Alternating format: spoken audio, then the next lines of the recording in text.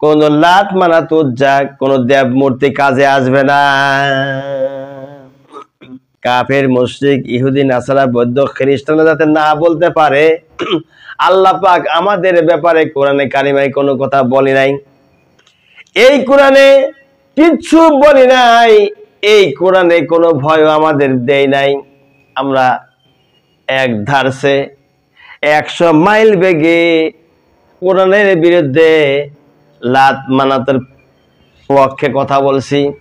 আলেম ওলামা কিছুই বলে আল্লাহ বলি নাই, এই যে বলি নাই কথা না বলতে পারে সেই জন্য আল্লাহ রাব্বুল আলামিন জানিয়ে দিলেন ওয়া ইয়াউমা ইয়াকুলুনা দু শুরাকায়ে ইয়াল্লাযিনা যাআমতুম ফাদআউহুম ফালাম ইয়াস্তাজিবু লাহুম ওয়া জাআলনা বাইনাহুম মাওবিকা।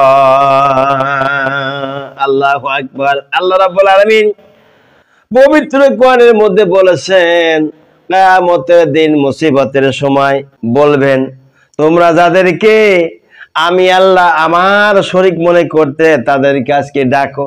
আল্লাহর শরীক মনে করি তো লাত মানাত উজ্জার উপরে ঈমান এনে কাফের মুশরিকেরা চলতো। আর ওই কিয়ামতের দিন আল্লাহ রাব্বুল আলামিন ডেকে বলবেন আরে কাফিরেরা, আমার সঙ্গে যারা শরীক করেছিলে এই দুনিয়া থেকে ওই শরীকগুলোদেরকে আজকে ডেকে নিয়ে আসো।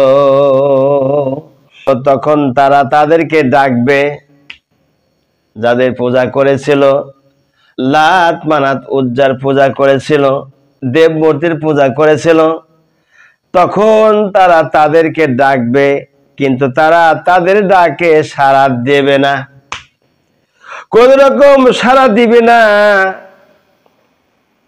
আল্লাহ পাক বলেন আমি উভয় দলের মাঝে রেখে দেব এক ধ্বংস গহ্বর।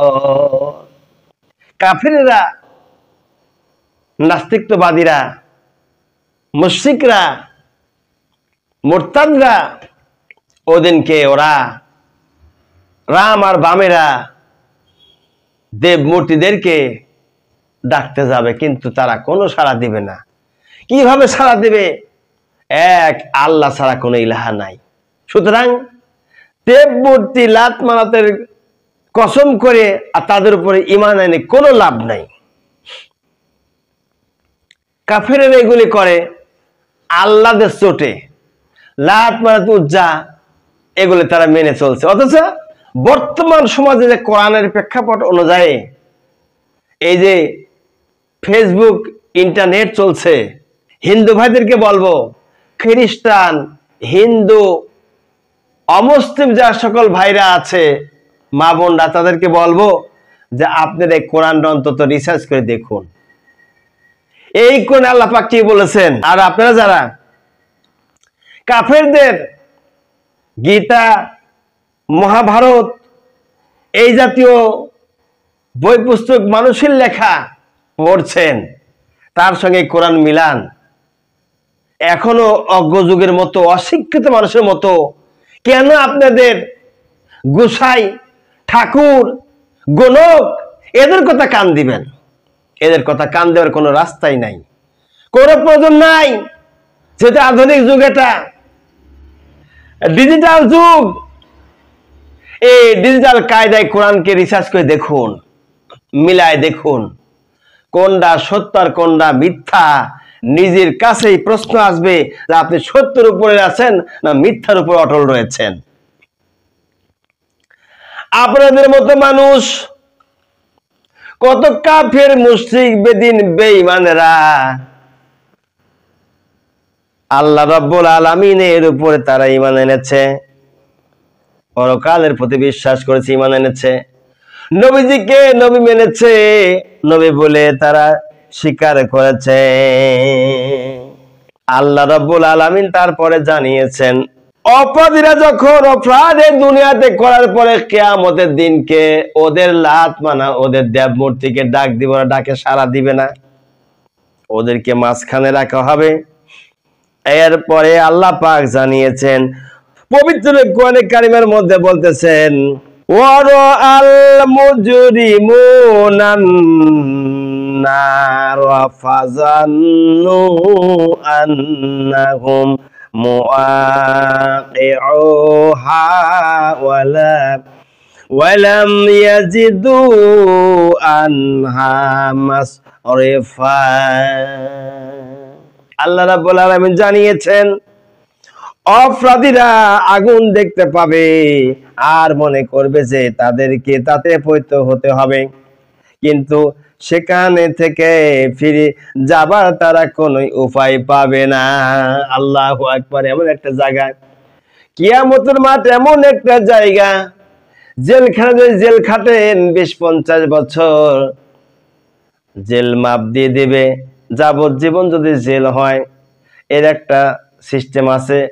32 বছর কাটছাট করে অনেক দিন তারিখগুলো বাদ দিলে পরে 24 বছর মতান্তরে 26 বছর মতো হয়।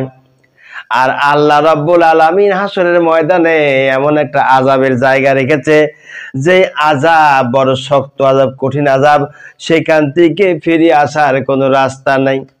দুনিয়ার জেলখানায় বেঁচে থাকলে পরে মেয়াদ শেষ হলে পরে ফিরে আসে বাড়িতে, আত্মীয় স্বজনের সঙ্গে দেখা সাক্ষাৎ করে।